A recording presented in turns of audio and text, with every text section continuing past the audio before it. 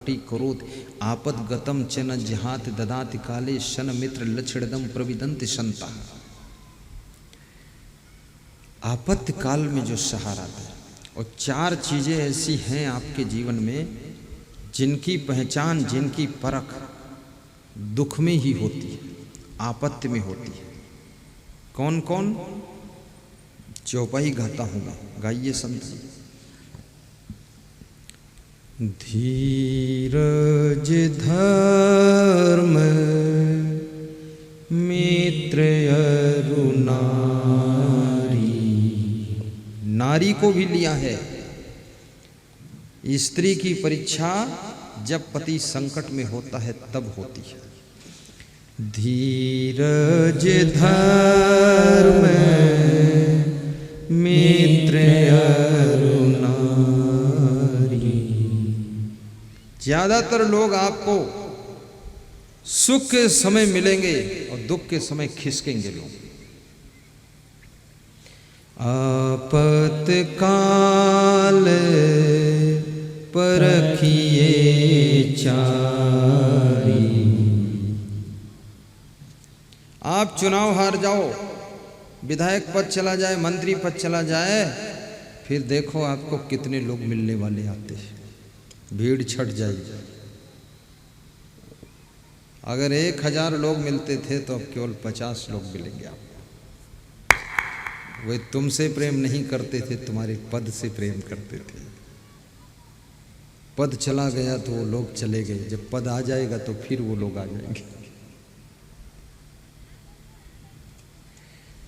धैर्य की परीक्षा दुख की घड़ियों में होती है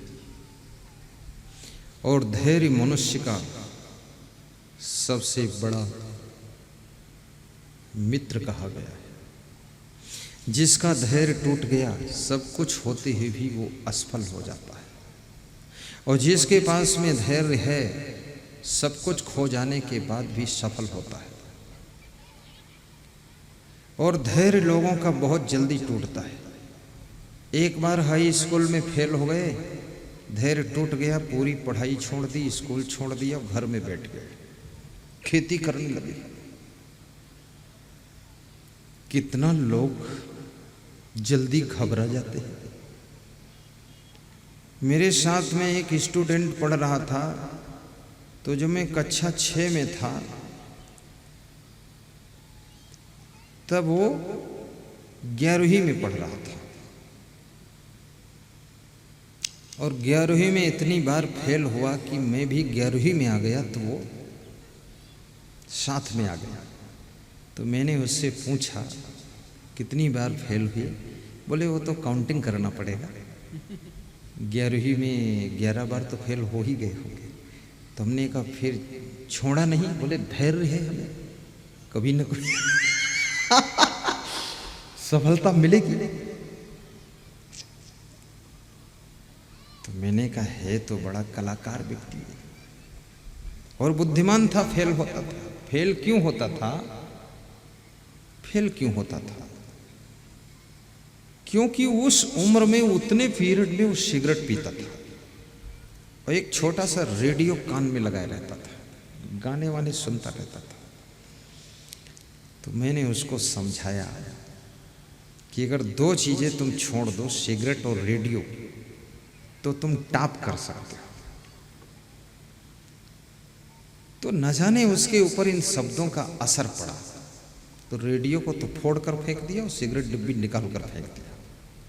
बोले आज से छोड़ देता हूं। और उसी वर्ष वो 11वीं में 76% मार्क लेकर डिक्टेंशन फर्स्ट पास हुआ वो लड़का। देखिए जो इतनी रगड़ी मारा था। जो विद्यार्थी फेल होता है, छात्र हो या छात्रा हो, उसका मन, उसका माइंड कहीं ना कहीं अन्यत्र दिशा में डाइवर्ट हुआ है, इसलिए फेल होता है। इतनी कम बुद्धि किसी के पास नहीं है कि फेल हो जाए। पास तो हो ही जाओगे, लेकिन आपका मन डाइवर्ट जब होता है और प्रचंड बुद्धि 5 साल की उम्र से लेकर के बुद्धि विकसित होना शुरू करती है और ये 11 साल में 75% विकसित हो जाती है। 16 साल की उम्र में 90% बुद्धि विकसित होती है और 20 साल में पूरा 100% बुद्धि खुलती है। लेकिन 16 साल की उम्र में पहुंचते पहुंचते लड़के और लड़कियों का मन डाइवर्ट होना शुरू होता है, दिशाएं बदलती हैं, कहीं फैशन की ओर, कहीं फिल्म की ओर मन डाइवर्ट होगा और कभी नशा की ओर, कभी लड़ाई झगड़े की ओर, कभी नेतागिरी की ओर और कभी आराम तलबी की ओर, कभी गीत गानों की ओर, कभी हीरो हीरोइन की ओर। आपका मन जब जब दिशा को बदलेगा, डाइवर्ट होगा, तो आप अपनी पढ़ाई में कमज़ोर होने लग जाएंगे, बीमार भी होने लग जाएंगे, दुखी भी होने लग जाएंगे। क्योंकि कितना ही मन आपका डाइवर्ट हो जाए, लेकिन आप ये नहीं चाहते कि मैं फेल हो जाऊं, आप ये नहीं चाहते कि मैं फर्स्ट ना हूं, आप ये नहीं चाहते कि मुझे सर्विस ना मिले, आप ये नहीं चाहते कि मैं जीरो पर चला जाऊं। आप चाहते हैं मन भी इधर उधर भटकाऊं और फर्स्ट पास हो जाऊं और कबीर धाम का कलेक्टर बनकर भी आऊं। आपके अंदर इच्छा ये रहती है, लेकिन ये कैसे होगा? मन को एकाग्र कीजिए। एकाग्रता में बहुत बड़ी शक्ति है, बहुत बड़ी शक्ति है। जो लोग कहते हैं हमको कुछ याद नहीं होता है, उनको कहना चाहिए कि हमारा मन एकाग्र नहीं होता है। याद होगा क्यों नहीं? आपको बहुत कुछ याद हो रहा है। रिश्तेदारों के नाम याद हैं, सैकड़ों गांव के नाम याद हैं, तुम्हारे गांव के जितने लोग हैं उनके सब घर याद हैं। कभी तुम दूसरे घर में नहीं घुसे, वो भी याद रहता है ये मेरा घर है। सैकड़ों गाड़ियां खड़ी हैं, तुम्हें गाड़ियां याद है, मेरी गाड़ी कौन है, तुम फट से वहां पहुंच जाओ। और तुम्हारी याद तो छोड़ो, 1000 गायों को खड़ा कर दो और एक बछड़े को छोड़ो तो 1000 गायों में से वो अपनी माँ को याद कर लेगा, अपनी माँ के पास दूध पिएगा। उसके भी इतनी स्मरण शक्ति है, यादगारी है। तो मनुष्य तो बहुत बुद्धिमान प्राणी, इसके पास याद शक्ति क्यों नहीं? पर मन डाइवर्ट हो गया।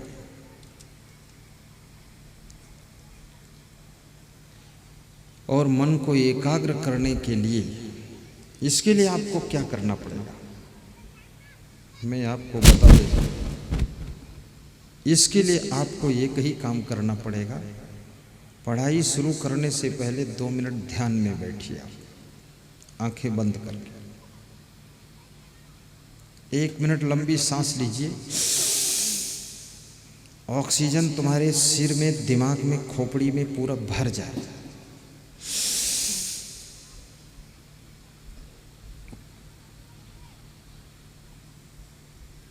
दो मिनट ध्यान कीजिए, 1 मिनट सांस लीजिए, 1 मिनट विचार कीजिए। प्रश्न कीजिए अपने आप से, क्वेश्चन कोटअप कीजिए। क्या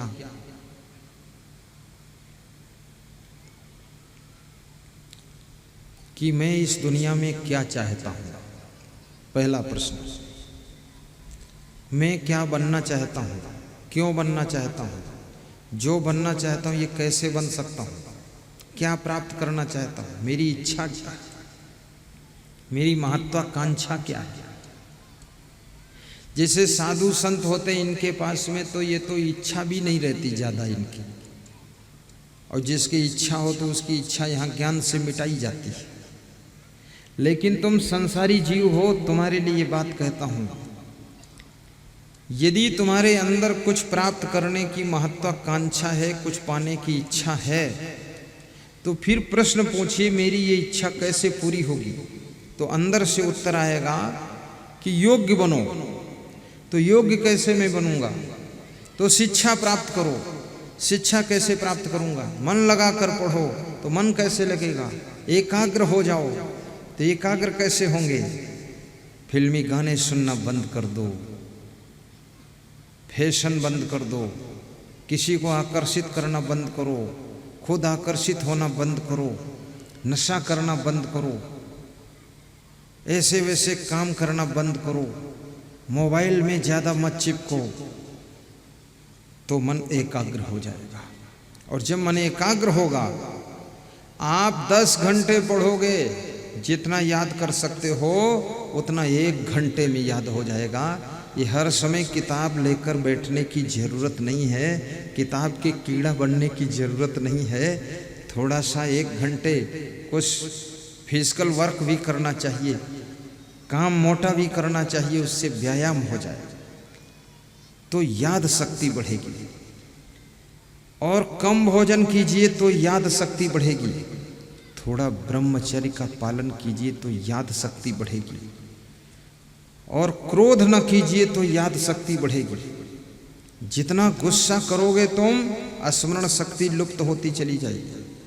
जितना टेंशन में रहोगे, आपके रिमेम्बरिंग पावर खत्म हो जाएगी।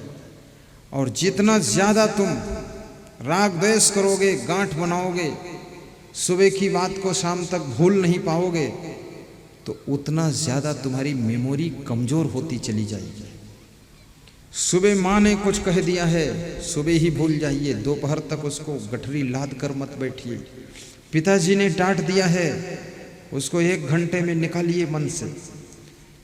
मैंने गुजरात में देखा, एक पिता ने अपने बच्चे को डांटा, 5 मिनट के बाद वो बच्चा आकर अपने पिता के गले में गलबहियाँ डालकर लटक रहा था। बोले, पिताजी मम्मी ने बुलाया है भोजन करने के लिए। तो पिता ने उसके कहा कि अभी डांटा हूँ, तेरे को समझ में नहीं आया?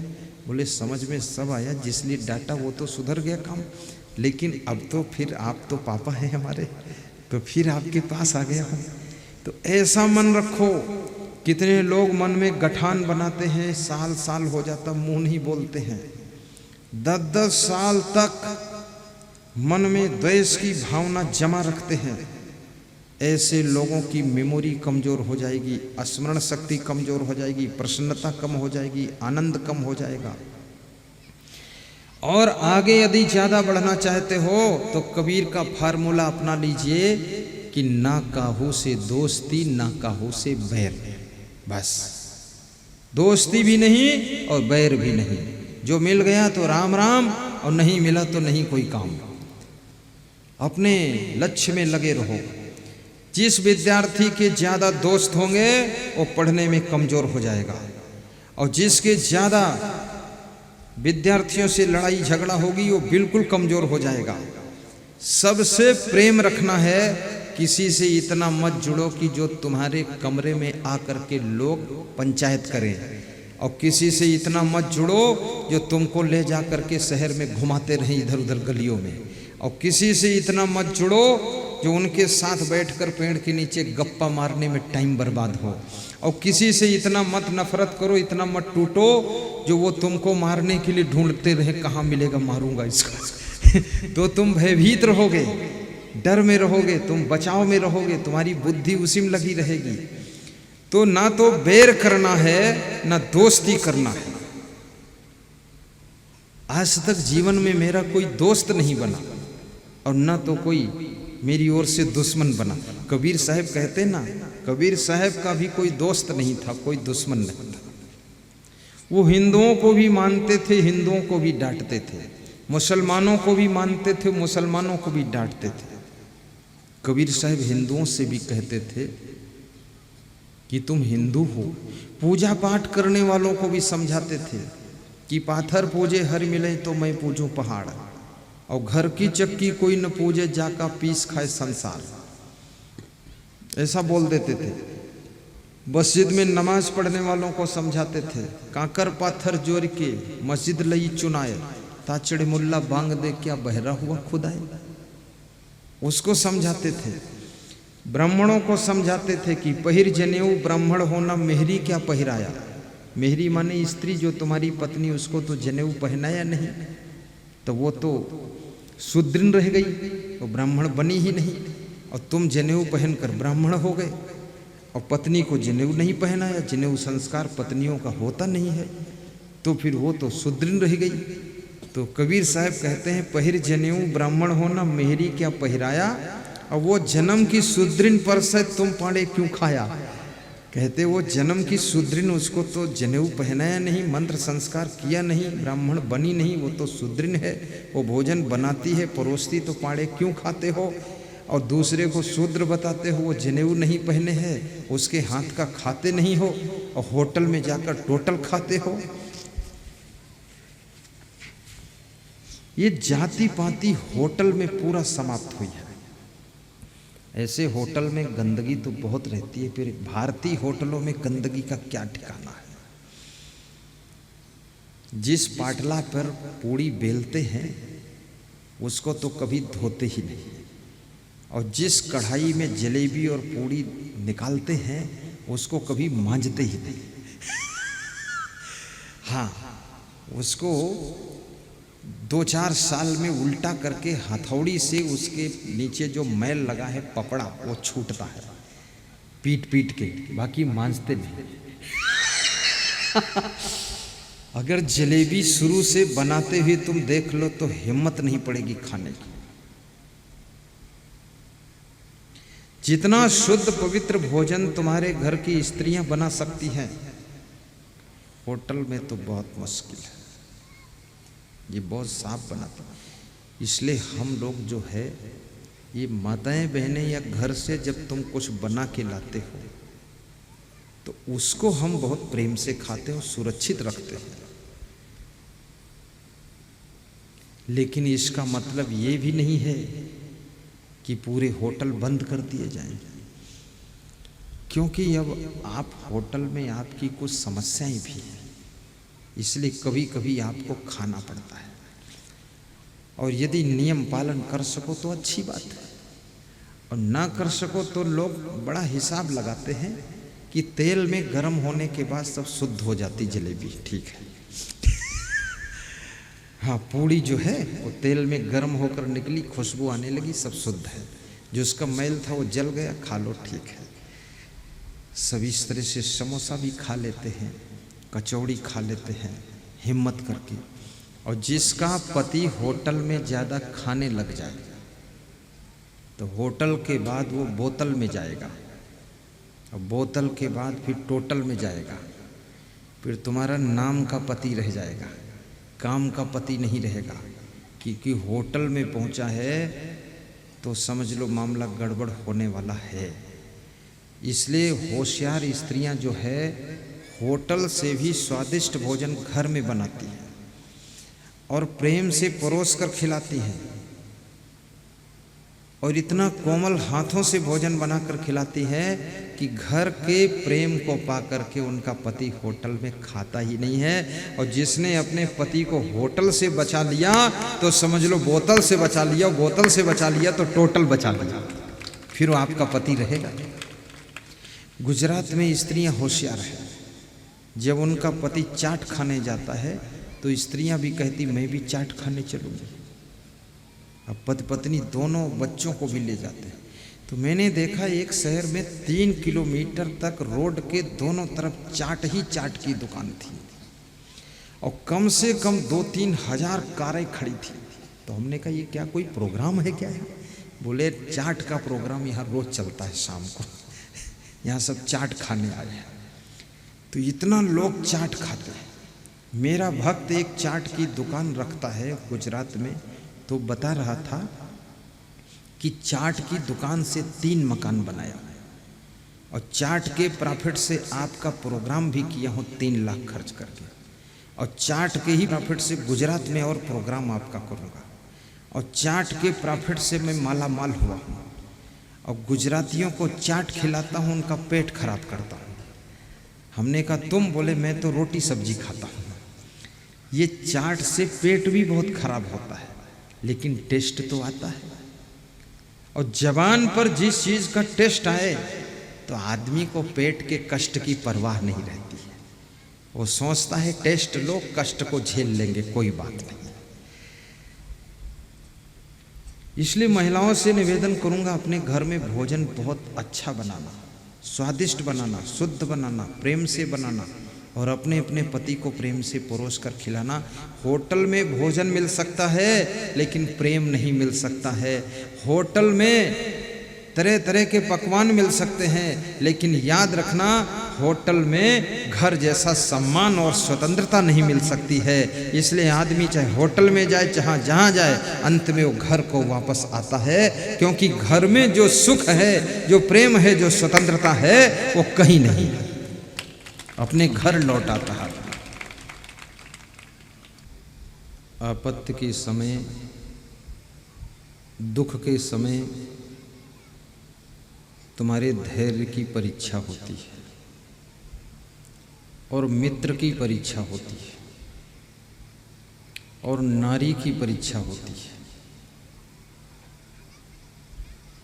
और धर्म की परीक्षा होती है। कई बार लोग आपत्ति में पड़ते हैं तो अपना धर्म छोड़ देते हैं, नियम छोड़ देते हैं, विचार बदल देते हैं। कितनी बार लोग अपना आचरण भी छोड़ देते हैं, भक्ति छोड़ देते हैं। आपत्ति आ गई कोई, धर्म भक्ति सब छोड़कर बैठ जाते हैं। किसी गांव के एक आदमी ने गुरुमंत्र लिया और गुरुमंत्र लेकर के अपने घर गया, तो उसके घर के लोगों को पता चला कि इसने राम नाम सुन लिया है, गुरुमंत्र ले चुका है। तो घर के लोगों ने कहा, तुमने गुरुमंत्र क्यों लिया?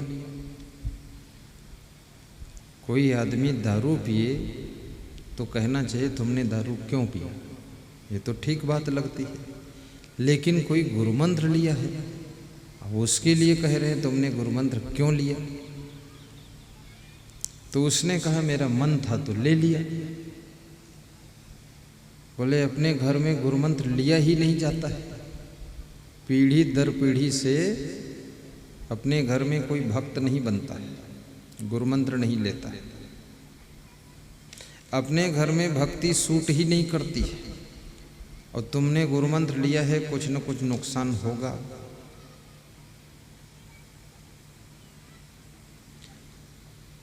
इसलिए कंठी वापस करके आ जाओ,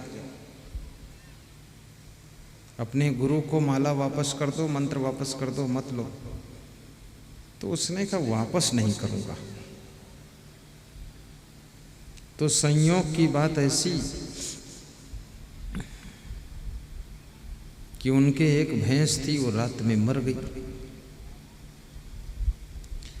अब जब रात में भैंस मर गई, सवेरे सब उठे और देखा भैंस मरी पड़ी है, अच्छी भैंस थी, मर गई।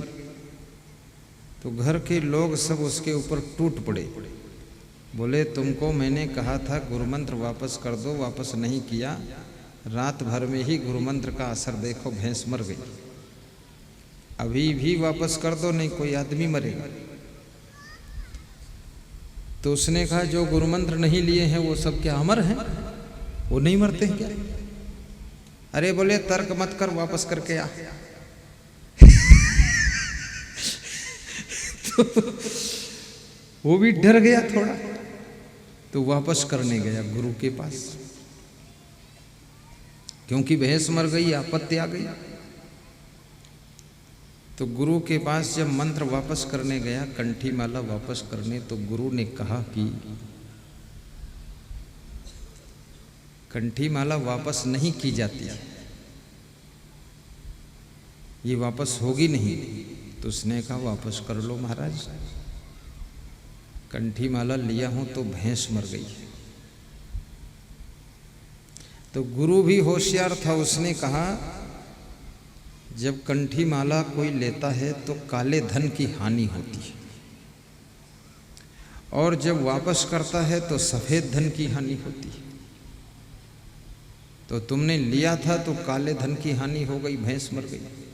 अब वापस करोगे तो तुम्हारे बैल भी मर जाएंगे, अब सोच लो। तो उसने कहा ऐसा लफड़ा फंसा है, वापसो करो मुश्किल। तो फिर डर के मारे घर को आया, वापस नहीं किया। बोले महाराज फिर रहने दो, बैल तो बचने दो, भैंस गई तो गई, बैल बचाओ। घर में आया तो घर के लोगों ने कहा वापस कर दिया कंठी माला मंत्र की नहीं। बोले वापस क्या करें, गुरुजी ने बताया कि जब कंठी कोई लेता है तो काले धन की हानि होती है। तो काले रंग की भैंस थी वो मर गई, और जो वापस करता है तो सफेद धन की हानि होगी तो बैल मर जाएंगे। तो अब बताओ वापस करें कि न करें। तो घर के लोग बोले तुम यार इस लफड़ा डाले हो झंझट, वापसो न चलो पहने रहो कंठी, जो हुई तो हुई। तो पहने रहा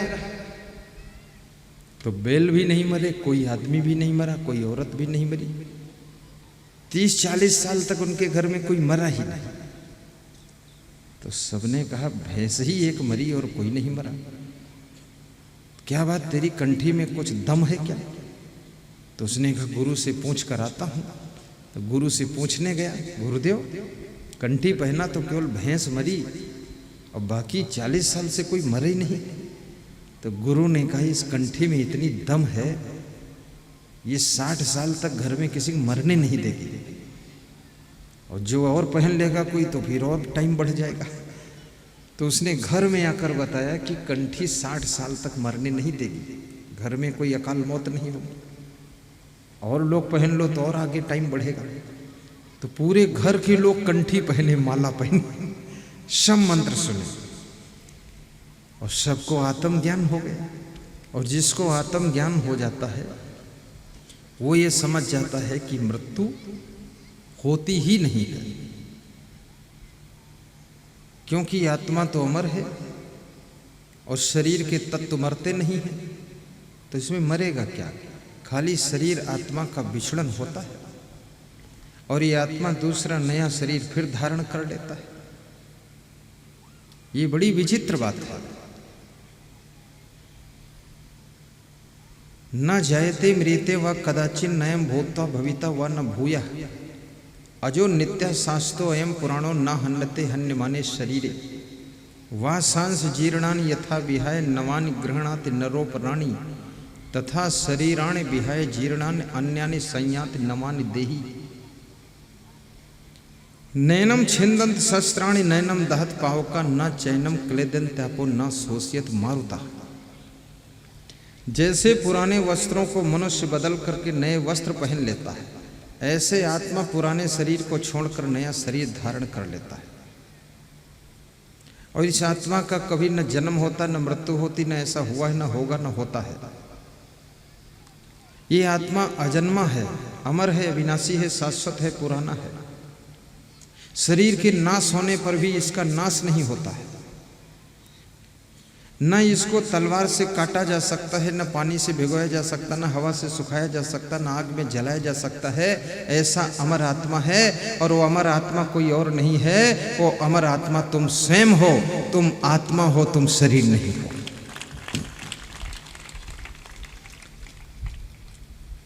संसार के लोग भगवान को बाहर ढूंढते हैं।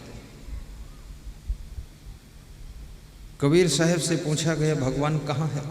तो कबीर साहब कहते हैं ज्यों तिल माही तेल है चकमक माही आग, तेरा साईं तुझ में जाग सके तो जाग।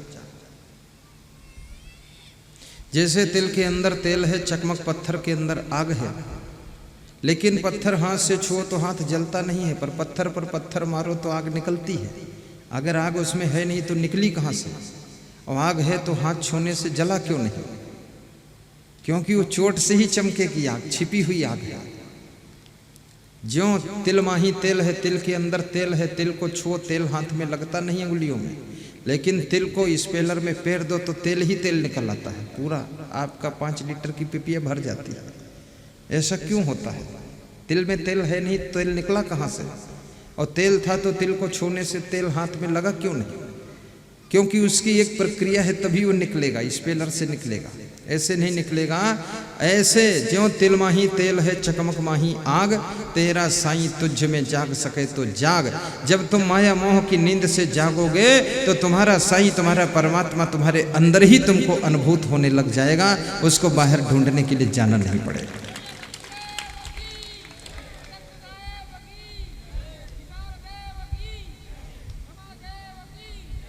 धन्यवाद रूपेंद्र। खड़े हो जाओ रूपेंद्र। रूपेंद्र दमदार आदमी दिखा। इनके घर भी जा चुका हूं, सत्संग किया। बैठिए।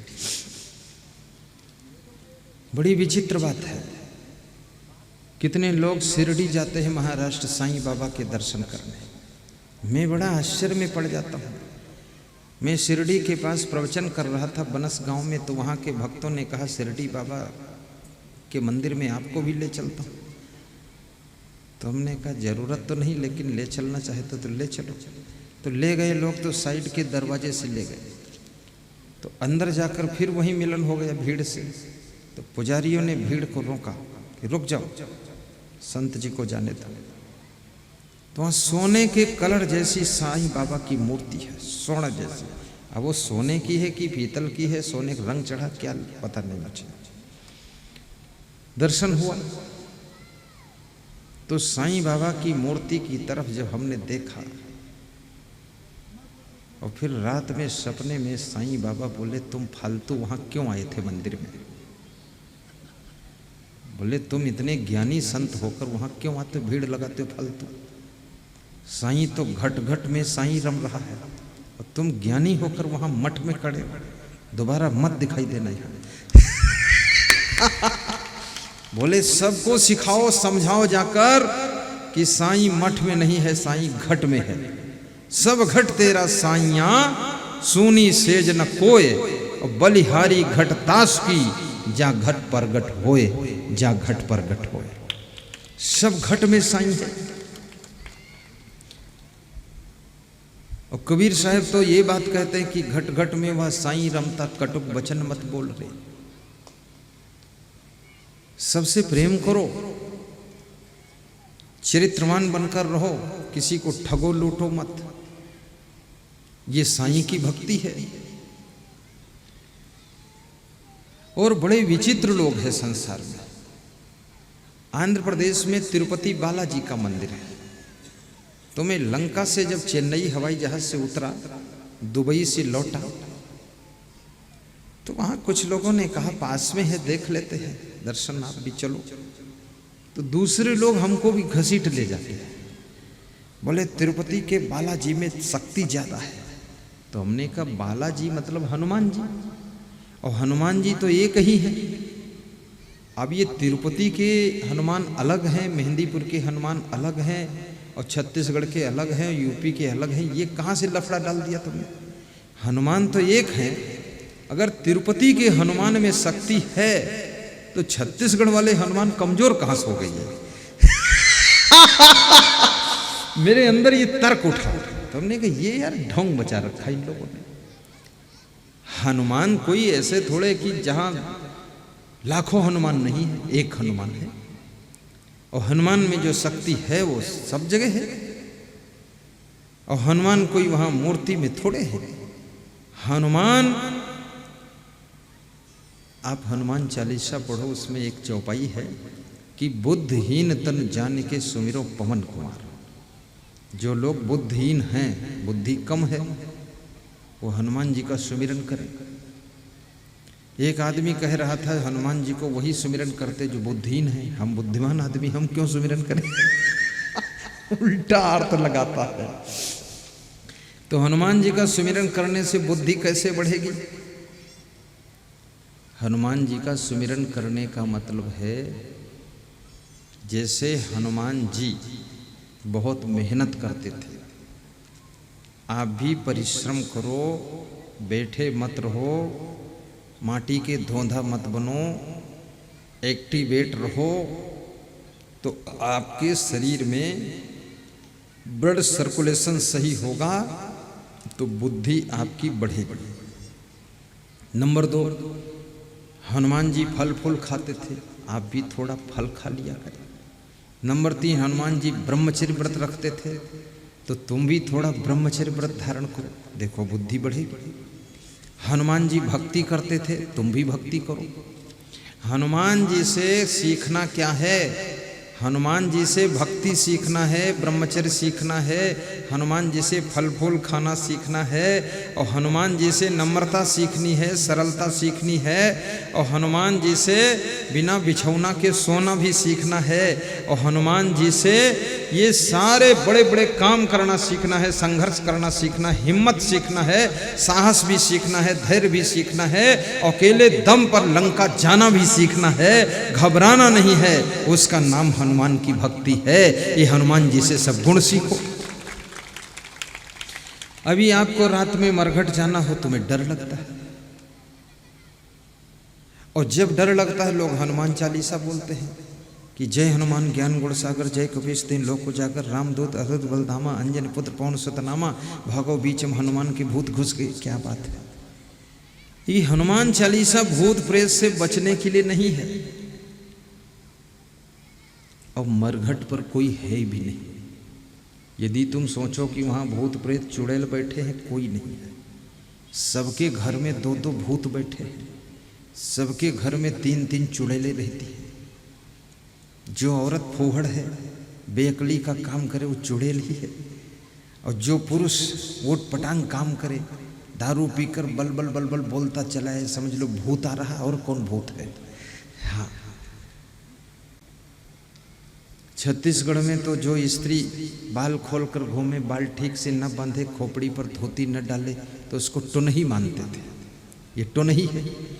आजकल तो फैशन चला है, सारी स्त्रियां टुनही हो गई, कोई सिर पर धोती रखती नहीं, अब सब टुनही हो गई। तो और टोना टुनही से कुछ होता है? टोना टंबर से? अगर टोना टुनही टंबर से कुछ होता तो क्या करते हम लोग? हिंदुस्तान की सारी टोनही इकट्ठा करके पाकिस्तान पे टोना मरवा देते कि मार दो टोना। पाकिस्तान में सबकी आंतें कट जाते हैं, तो आतंकवादियों की, वहाँ इनका टोना काम ही नहीं करता है। अरे गंदा पानी पीते हो, उसमें गंदे कीड़े अमीबा पेट में जाता है, तब उसमें पेचिश बनती है, आँव होता है, और पेट में दर्द होता है, खून टट्टिम निकलता है। तुम कहते हो टोनही ने मंत्र पढ़ा है तो पेट में खून निकल रहा है। अरे मंत्र वंत्र नहीं, गंदा पानी पियो, उसकी वजह से बीमारी है, इसकी दवा खाओ, इंट्रोगोनाइडिन, सल्फागोनाइडिन, मेट्रोजिल टेबलेट लो जाकर उससे ठीक हो जाओगे। फालतू नाटक में फंसे ही खाम खां औरतों को बदनाम किया तो नहीं है। कोई आदमी भी ऐसे इस भारत देश में खूब माला वाला पहन ले, तिलक लगा ले, फोहड़ टाइप से चले और काला दुपट्टा डाल ले, तो कहते ये तो बहुत बड़ा टोन्हा होगा, उसको भी ऐसा मानने लग जाते हैं।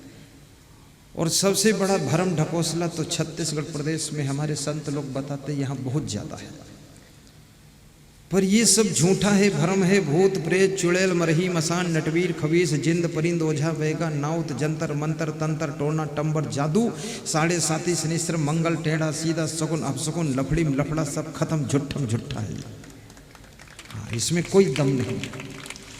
कोई टोनही हो तो हमारे ऊपर टोना मारते, कुछ टोना टंबर नहीं है। कितना भ्रम संसार में फैला हुआ है। कबीर साहब भ्रम विरोधी थे। कबीर साहब कहते हैं कि भरम बढ़ा त्यों लोक में, और भरम बढ़ा सब ठाव, अब कहें कबीर कस बाची हो तुम बसे हो भरम के गांव। अभी तुम्हारे द्वार पर कोई नींबू काट कर डाल जाए, उसमें पीला रंग लगा दे, चावल डाल दे और धागा में आधा कटा नींबू लपेट दे, तुम बच बच कर निकलोगे, डर डर कर निकलोगे कि बहुत बड़ा खतरा हो सकता है। अभी तो नींबू ही कटा है, पाँव पड़ गया तो हमारी गर्दन कट सकती, इतना डर है। अगर इतना कोई मंत्र तंत्र जंत्र होता तो हिंदुस्तान के सारे नींबू एक साथ इकट्ठे करके कटवा करो, मंत्र बोल करके पाकिस्तान तरफ फेंक दो, उधर आतंकवाद खत्म हो जाए पूरा सब। इससे कहीं या अपने दुश्मन पर नींबू डाल दो, कुछ हो जाए, कुछ भी नहीं होगा नींबू उम्बू से। और जिसको नींबू में लगता हो तो सारे नींबू काट के हमारे भंडारे में दे जाओ, हम संत लोग दाल में निचोड़ कर खा लेंगे उसको, उसमें है कुछ भी नहीं। पर लोग भ्रमित बहुत है, बहुत डरा हुआ है। ये सब भ्रम से बचो, इसमें कुछ भी नहीं है। तुम किसी काम के लिए उठे, किसी ने एक बार छींक दिया, बस भ्रम हो गया, अब काम बिगड़ जाएगा। तो कहते थोड़ा रुक जाओ तो फिर ठीक हो जाएगा, और फिर बोलते 2 बार कोई छींक दे तो काम बन जाएगा, और 1 बार छींके तो छींकने वाली एक दवा आती है, तुम अपनी पत्नी को सुंघा दो, 3-4 बार छींक दे, रोज काम बनेगा। हाँ, उसको छिकनी कहते उस दवा को, आती है ना, खूब छिकवाओ। अब भैंस को सुंघा दो, वो जोर से छीकेगी तो और काम बन जाएगा। क्या नाटक फालतू बना रखी है। घर से चले, बिल्ली निकल गई, कहते रास्ता कट गया, काम बिगड़ जाएगा। और बिल्ली से पूछो कितने आदमी निकले, उसका रास्ता कटा तो उसका कितना काम बिगड़ेगा। आज बिल्ली का रास्ता तुमने भी तो काटा है। कहां कहां ढोंग ढकोसला भरम में फंसे रहते हो। किसी की लड़कियां ही लड़कियां पैदा हो रही हैं तो लोगों को भ्रम हो गया, किसी पड़ोसी ने कुछ कर धर दिया होगा इसलिए लड़के पैदा नहीं हो रहे। अरे कम से कम खुशी मनाओ, कुछ तो पैदा हो रहा है। लड़की है तो कोई खराब थोड़े है। लड़कियों का भी तो बैलेंस बनाना पड़ेगा। लड़की लड़के सब बराबर संख्या में होना चाहिए। अगर उनकी कम संख्या होगी तो मारा मारी शुरू होगी, मार काट शुरू हो जाएगी। जैसे संसार में बैलेंस ये प्रकृति खुद बनाती है, व्यवस्था है इसकी। और साथ में ये भी याद रखो, कोई व्यक्ति आपके ऊपर कोई ऐसा मंत्र नहीं पढ़ सकता है जिससे तुम्हारा विनाश हो जाए, और ना तो ऐसी कोई उपाय है जो तुमको कोई मिटा दे। तुम स्वतंत्र रहो, निश्चिंत रहो, इस भरम ढकोसला में मत फंसो। बस गुरुदेव से गुरुमंत्र लीजिए। मांस मछली अंडा नशा शराब खाना पीना छोड़िए। जिंदगी को सुखी करना चाहते हो दारू कतई मत पीजिए। पान पुड़िया गुड़ाखू तम्बाकू मत खाइए और नशा कोई मत कीजिए। ईमानदारी वफादारी जिम्मेदारी समझदारी से काम कीजिए और बेईमानी छल कपट चालाकी छोड़ दीजिए। भाव श्रद्धा से रहिए, मन को बस में रखिए। किसी की तरफ फालतू आकर्षित मत होइए, अन्यथा मिट्टी में मिल जाओगे। मिट्टी में तो खैर वैसे भी मिलोगे, लेकिन जीते जी मिट्टी में मिल जाओगे। और किसी के लफड़े मत फंसो, सही काम करो। हमेशा उन्नति के लिए सोचो, विकास के लिए सोचो, खाली मन मत रखो। अच्छा घर बनाएंगे ये विचार करो, अच्छी गाड़ी लाएंगे ये सोचो, परिवार को अच्छा खिलाएंगे पिलाएंगे, अतिथि का सत्कार अच्छा करेंगे ये सोचो, गुरुदेव का प्रवचन अच्छा अपने गांव में कराएंगे ये सोचो। ये मत सोचो कि दूसरे का घर बना उसको बिगाड़ेंगे, दूसरे की गाड़ी चोरी कराएंगे, दूसरे की बेटी विवाह नहीं होने देंगे, और दूसरे का प्रवचन हो रहा है इसमें निंदा करेंगे। जाएंगे नहीं तो नहीं जाओगे तो नुकसान किसका है? क्या ये कोई शादी समारोह थोड़े है? इसमें कोई नहीं आएगा तो भी प्रवचन हो जाएगा। प्रवचन तो हमको करना है। ये तो प्रवचन सबके कल्याण के लिए हो रहा है। कोई कुंटा करके अपने घर में बैठा रहे ना आए तो सुनने को ज्ञान आपको नहीं मिलेगा, नुकसान तो आपका हो रहा है। बुद्धि आपकी बिगड़ेगी। खूब दारू पियोगे, खूब मच्छंदर नाथ छछुंदर नाथ बनोगे और खूब मांस मछली खाओगे, अंडा मुर्गा कुकरी खाओगे, बकरी खाओगे, पत्नी की चोटी पकड़कर घसीटोगे पीटोगे, क्रोध खूब आएगा, घर में नरक कुंड बनाओगे तो बर्बाद तुम होगे। सत्संग तो ऐसी चीज है जिसमें सबको गोता लगाना चाहिए, और कोई व्यक्ति सत्संग करे तो उसको सहयोग देना चाहिए, और अपने अपने गांव में सत्संग करने का संकल्प लेना चाहिए कि हम भी अपने यहाँ प्रवचन करवाएंगे। और बहुत बड़ा खर्चा भी नहीं है। कितने लोग नशा व्यसन इतना करते। आपके गांव में अगर 500 लोग नशा करते हैं, अगर 20 रुपये का नशा रोज छोड़ दें, त्याग कर दें, तो 500 को 20 से गुणा कर दो, कितना हुआ? 500 को 20 से गुणा करो। इतनी गणित कमजोर है देखो। अब तुम ये भी कहोगे यहाँ गणित लगाने थोड़े आए हैं, यहाँ तो जिंदगी गणित सुधर जाए वही बहुत है। 500 को 20 से गुणा, 5 दूनी 10, और एक जीरो बढ़ा दो उसमें, 5 दूनी 10, 3 जीरो उधर थे, 2 जीरो इधर बढ़ा दो, 5 जीरो हो गए, और एक रखा हुआ है। इकाई दही सैकड़ा हजार 10,000 कितना बैठ गया? 500 को 20 से गुणा करो। बोल लफड़ा फंसा दिया मैंने, खाम खां का झंझट। बहुत अच्छा हो गया, इसमें क्या कठिनाई है? पूरा 20 से ही गुणा कर दो। 20 zero zero zero, 3 zero 2 zero 20 के, और 20 25 100 रख दो, ठीक है। तो 4 जीरो हो गए। इकाई दही सैकड़ा हजार 10,000। तो ये 10,000 रुपया कितना, 10,000 बना एक दिन का बचत का। तो 30 दिन का कितना बना, 30 को 10,000 से गुणा कर दो, है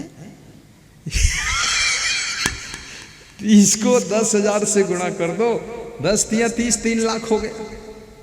अब 3 लाख को 12 से गुणा कर दो, 12 तिया 36 लाख हो गया।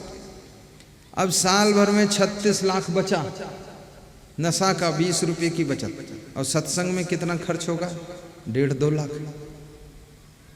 तो 36 लाख में तो तुम 18 बार प्रवचन करवा दोगे, 22 बार करवा दोगे। और मैं कहता हूं जो बचा वो अपने पास रखो। सत्संग में केवल गांव के लोग सब मिल करके केवल, और ज्यादा नहीं, केवल 500-500 रुपये लगा दो हर घर से।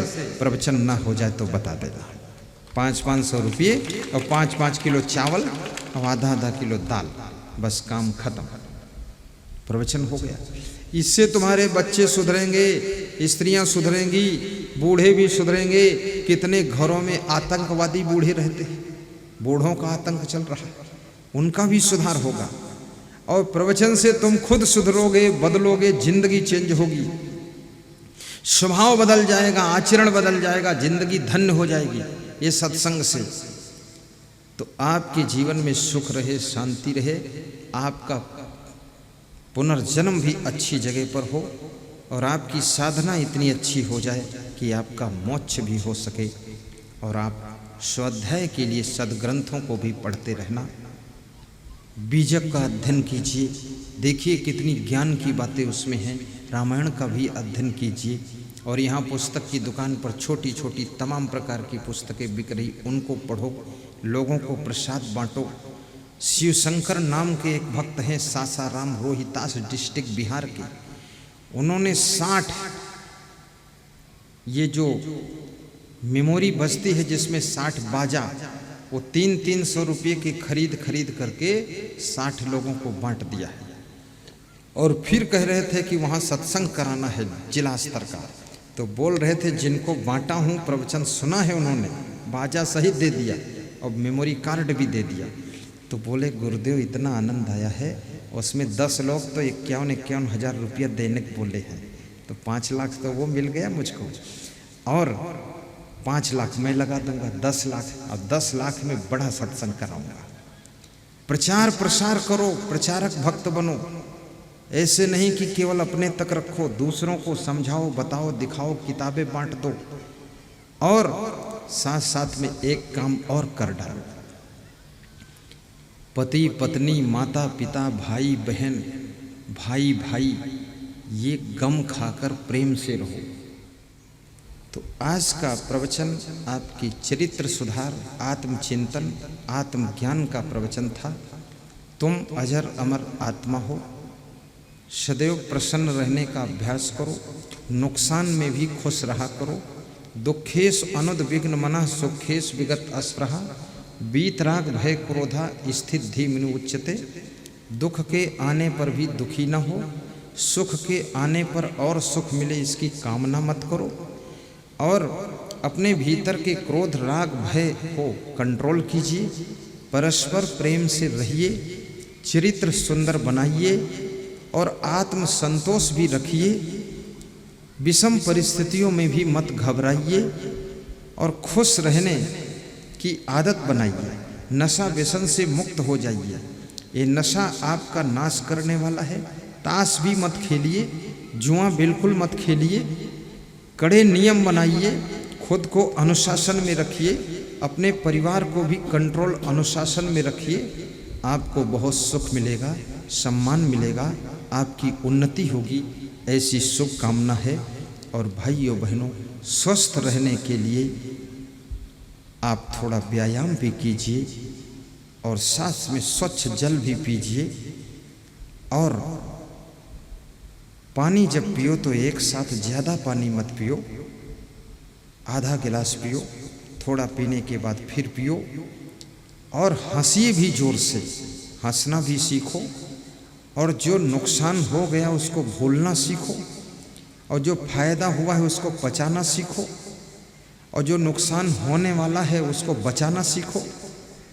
और जो खो गया है उसको पुनः प्राप्त करना सीखो, और कोशिश से भी नहीं प्राप्त हो रहा तो उसे त्याग करना सीखो, और जो मिलने वाला नहीं है उसके पीछे भागना बंद करो, और जो मिल चुका है उसका आनंद ले लीजिए, और जो फालतू है उसको अपने हाथ से हटा दीजिए, और थोड़ा दान भी कीजिए। दीपावली में कुछ दान ना दे सको तो आपसे सबसे निवेदन है, उन गरीबों को 5-5 कंबल, 2-2 कंबल आप दान कीजिए।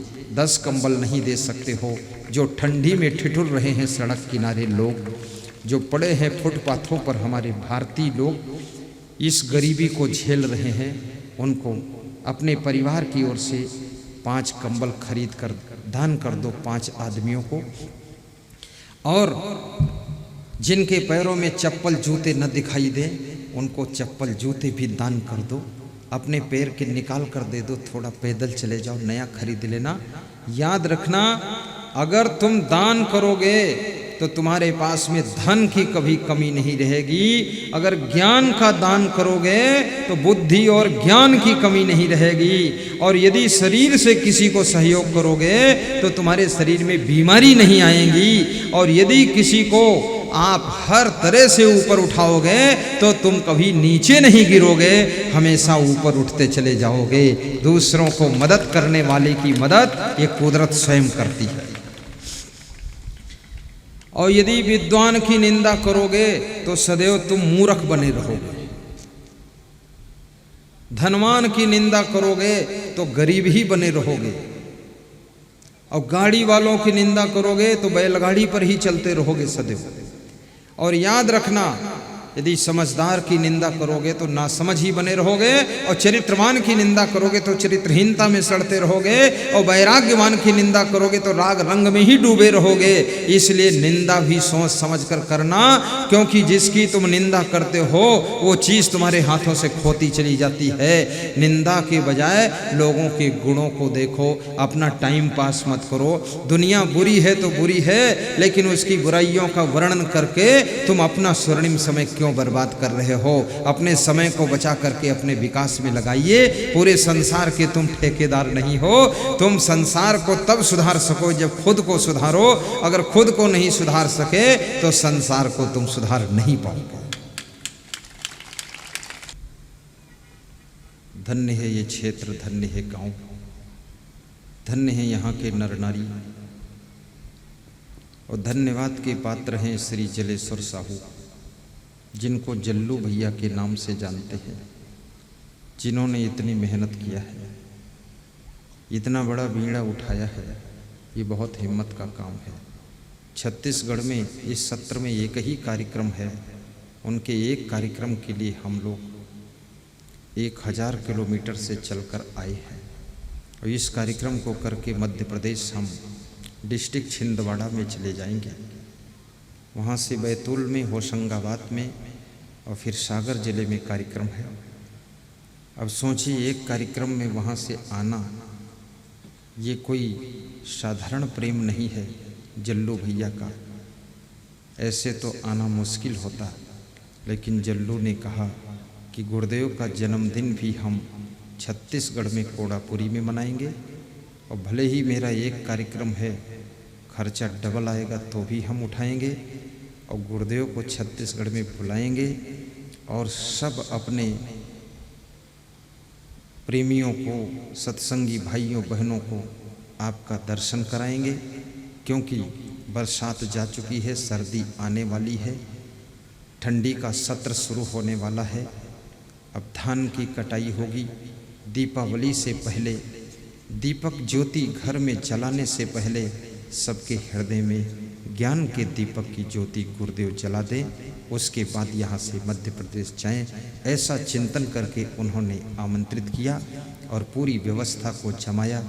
उनका तन मन धन से सहयोग करने वाले नर नारियों को व्यास गादी धन्यवाद देती है, चाहे वह कोड़ापुरी के हों, नानापुरी के हों, या कि वह चाहे निवासी तिलई भाट के हों, या किसी यत्र तत्र और स्थानों के हों। उनको हम धन्यवाद देते हैं, शुभकामना करते हैं जिन्होंने इसमें सहयोग किया है। और आने वाले श्रोताओं को, नर नारियों को भी हम शुभकामना करते हैं बड़ी दूर दूर से आप लोग आए हैं, सभी को शुभकामना है।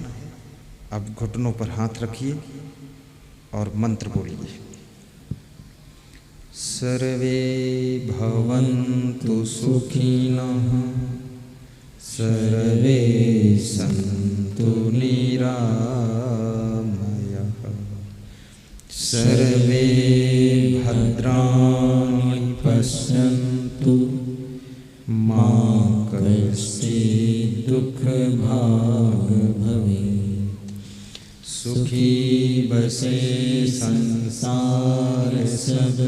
ध्यान मुद्रा में बैठ जाएं, आंखें बंद करें सब लोग, ध्यान में बैठिए।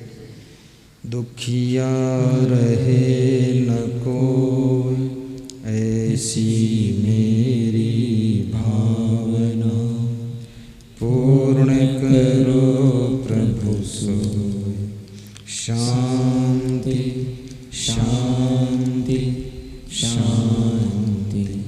सभी श्रोता 1 मिनट इष्ट देव का ध्यान कर लें। साहिब बंदगी ध्यान करो।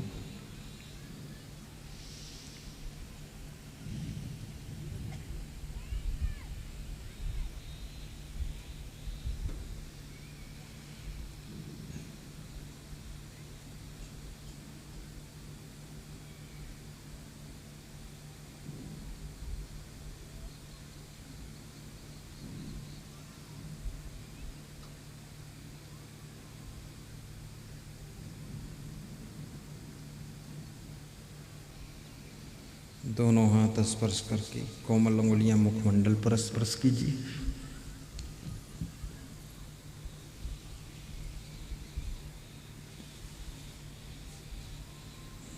हाथ जोड़कर बोलिए, सदगुरु कबीर साहिब की जय। बोलो। श्री क्षमादेव की जय, श्री गुरुमन देव की जय, विशाल देव की जय। अंजलि बांध लीजिए ऐसे।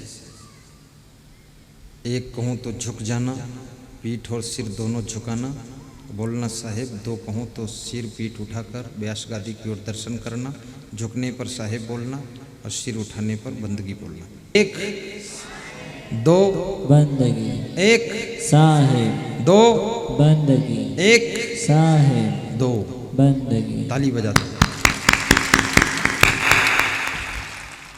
बिल्कुल राइट बंदगी किया। त्रिवार बंदगी हरे त्रेतापा, बड़े भाग्य गुरु भेंटे वापा। अब अपने अपने स्थान पर आरती का पुण्य प्राप्त करने के लिए खड़े हो जाएंगे। आरती का शुभारंभ करें।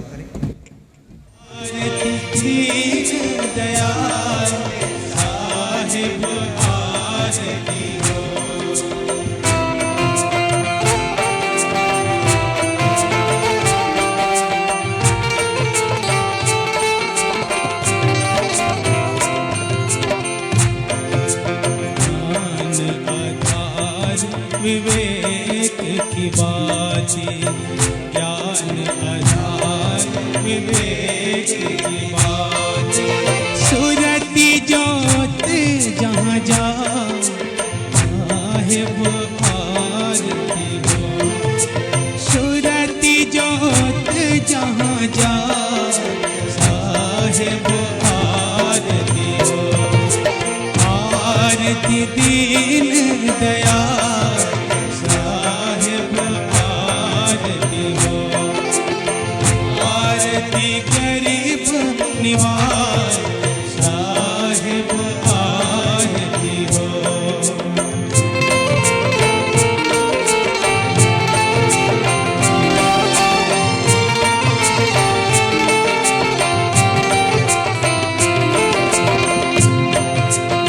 आरती करो सतगुरु साहिब की, आरती करो सतगुरु साहिब की। जहाँ सब संत समा, साहिब आरती हो। जहाँ सब संत समा, साहिब आरती हो। आरती दीन दयाल, साहिब आरती हो। गरीब निवाज साहेब आरती हो।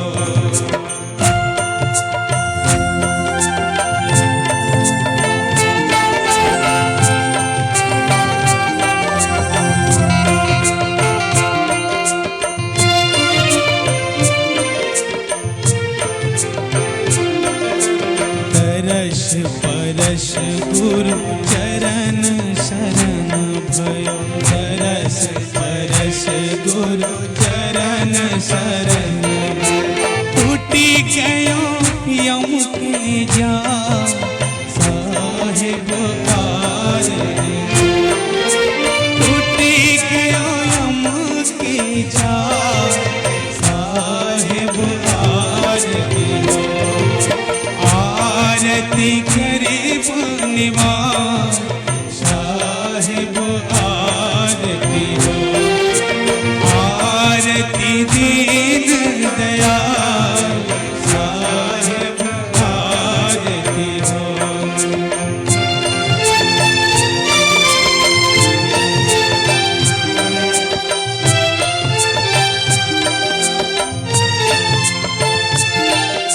साहिब कबीर संतन की कृपा से। साहिब कबीर संतन की कृपा से भया हो परक परकाश साहिब आरती हो। भया हो परक परकाश साहिब आरती हो। आरती गरीब निवाज